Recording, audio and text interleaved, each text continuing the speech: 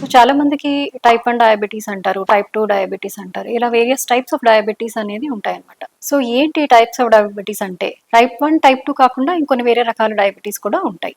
Type 1 diabetes అంటే పేషెంట్స్‌లో absolute insulin deficiency అంటే అసలు బాడీలో తయారయ్యే ఇన్సులిన్ శాతం అనేది ఉండదు. అదే టైప్ 2 డయాబెటీస్ అంటే కొంత ఇన్సులిన్ ప్రొడక్షన్ ఉంటుంది. బట్ ఆ ఇన్సులిన్ పనిచేసే పద్ధతిలో పొరపాటు ఉంటుందన్నమాట. అంటే ఇన్సులిన్ రెసిస్టెన్స్ అంటారు. అంటే మనకు కావాల్సినంత ఇన్సులిన్ అనేది సెక్రెట్ అవ్వట్లేదు. లేదు ఆ ఇన్సులిన్ అనేది మనకి బాడీ సరిగ్గా ఉపయోగించుకోలేకపోతుంది. దాన్ని ఇన్సులిన్ రెసిస్టెన్స్ అంటారు. సో టైప్ 1 డయాబెటీస్‌లో ఇన్సులిన్ అస్సలు ఉండదు. ఇది యూజువల్లీ చిన్న పిల్లల్లో వస్తుందన్నమాట. Usually at the age of 6, 7 years early చైల్డ్‌హుడ్‌లోనే స్టార్ట్ అవుతుంది.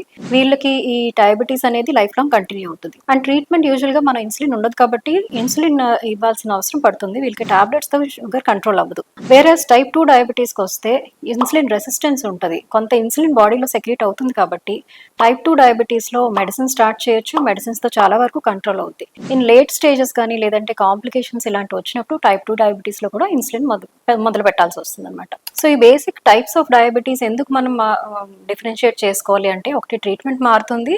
దానివల్ల కాంప్లికేషన్స్ మేనేజ్మెంట్ అవన్నీ కూడా మారుతూ ఉంటాయి. సో ఇనీషియల్‌గా డయాగ్నోస్ చేసినప్పుడు ఏ టైప్ ఆఫ్ డయాబెటీస్ అది ట్రీట్మెంట్ ఎలా మొదలు పెట్టాలనేది దాన్ని బట్టి మనం క్లాసిఫై చేసుకోవాలి.